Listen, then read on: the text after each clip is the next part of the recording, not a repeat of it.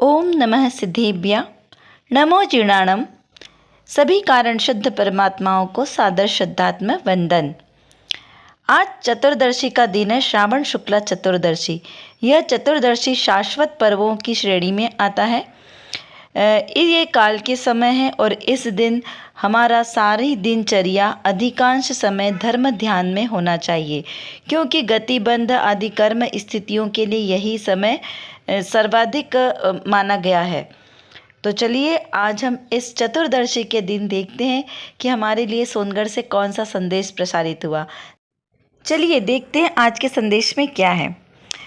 संदेश में है, पूज्य बहन श्री जन्म जयंती उपलक्ष्य में पूज्य गुरुदेव श्री प्रसन्न हृदय से अनेक बार कहते हैं, उनकी बाहर प्रसिद्धि हो वह उन्हें स्वयं को बिल्कुल पसंद नहीं, परंतु हमें ऐसा भाव आता है कि बहन कई वर्ष तक छिपी रही, अब लोग बहन श्री को पहचाने। देखिए यह सुंदर संदेश जो एक ज्ञानी ही दूसरे ज्ञानी को समझ सकता है। गुरुदेव श्री ने उनकी जो अंतर की परिणति को समझा, उनके ज्ञान को समझा और ऐसा भाव आया कि जो उनके अंतर में इतना ज्ञान का उत्साह उछलता है वो क्यों ना सबको मिले। उनके जो अंतर के उद्गार है वो सबको बाहर पता चले। तो यह पूज्य बहन श्री के वचनामृत के आधार से सबको पता चले। तो उसी प्रसन्नता को व्यक्त करते हुए देखिए इसमें ना जितना लिखा नहीं है उससे ज़्यादा समझ में आता है कि क्या लिखा। कि पूज्य माता श्री प्रसिद्धि का लोभ नहीं करती हैं, उन्हें बहुत ज़्यादा पब्लिक में आना पसंद नहीं है। क्यों? क्योंकि ये भी एक प्रकार की लोकेशना है, ख्याति लाभ पूजा। तो ये इस प्रकार जब हमको प्रसिद्धि का लोभ हो जाता है तो उससे हम अपना आत्मकल्याण का जो मार्ग है वो हम दूर हो जाते हैं वहाँ से। तो जब हमें निधि मिल जाती, जैसे समय सार जी की गाथा में आता है ना, जो निधि पाकर निज वतन में गुप्त रह जन भोगते, ते ज्ञानी जन भी ज्ञान निधि पर संग तज के भोगते। देखिए जब किसी को अंतर में आत्मिक निधि मिल जाती है तो वह क्या करता है, उसको गुप्त रह के भोगता है। जैसे किसी को बहुत सारा धन का खजाना हो जाता मिल जाए तो वो क्या करेगा, उसे तिजोरी में छुपा के रखता है, पब्लिक को नहीं बताता। क्यों? क्योंकि चोरी होने का डर होता है।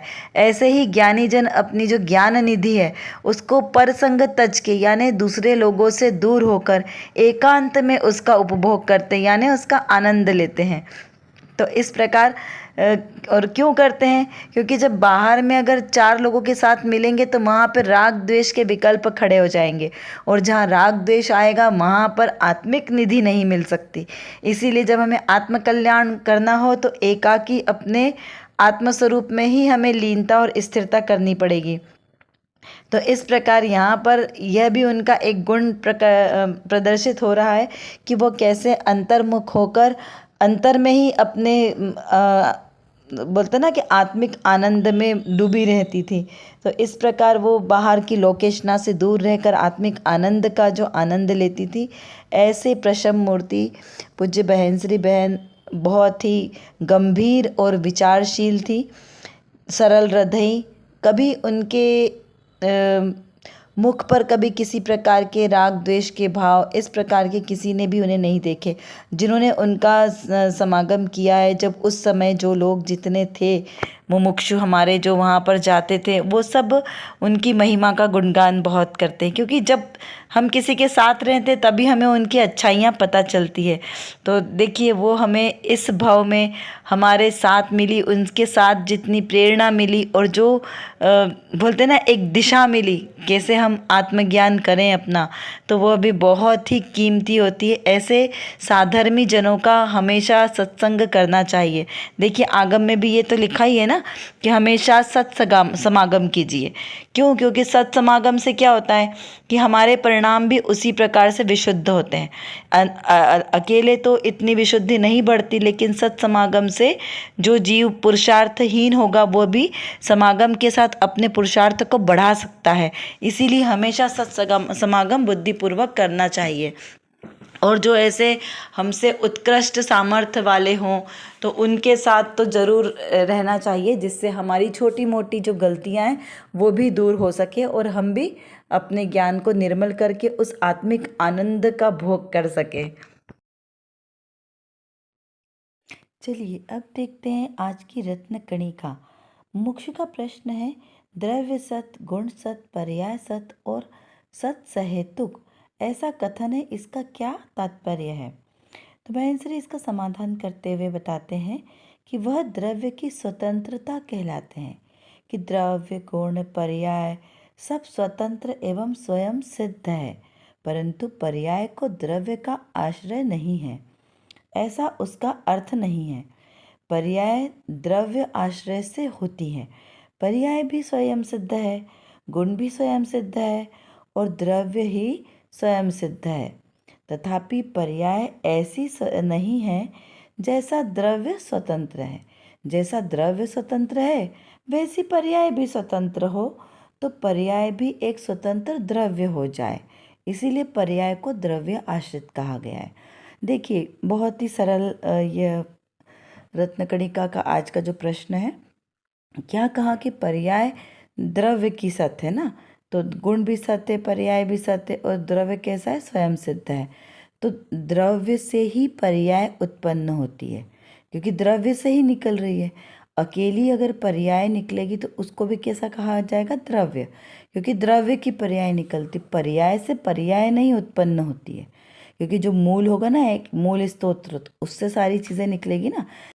जैसे ज्ञान गुण है और ज्ञान गुण की पर्याय कैसी है, मति ज्ञान, शुद्ध ज्ञान, अवधि ज्ञान, मन पर्याय ज्ञान, रूप और भी ऐसी अलग अलग, केवल ज्ञान की, ये सब कैसी है, पर्याय है। छाई ज्ञान।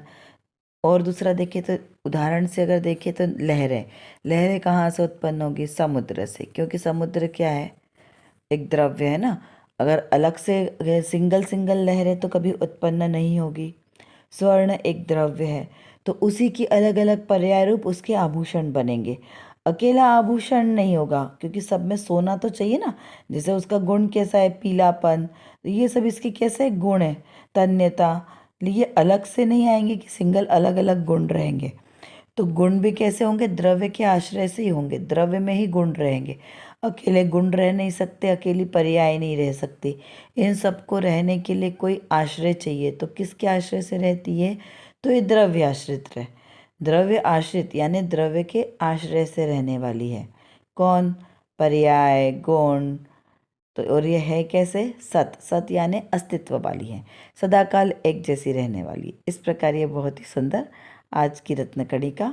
अब इसका हम चिंतन मनन करते रहें, जिससे हमारा भेद ज्ञान भी बढ़ता रहे और अस्तित्व गुण की सामर्थ्यता का भी पता हमें चले कि अस्तित्व गुण है तो उसी के आश्रय से ये सब उत्पन्न होती है। और दृष्टि कहाँ रखनी है, द्रव्य पे, क्योंकि द्रव्य से ही सब चीज़ें प्रकट होती है, पर्याय से नहीं। पर्याय तो सब कैसी है, क्षणिक है, क्षण मात्र रहने वाली, एक समय की है। और द्रव्य कैसा है, त्रिकाली ध्रुव ज्ञायक है। इसी प्रकार हमारी दृष्टि में त्रिकाली ध्रुव ज्ञायक बना रहे, इसी भावना के साथ आप सभी को सादर जय जिनेंद्र।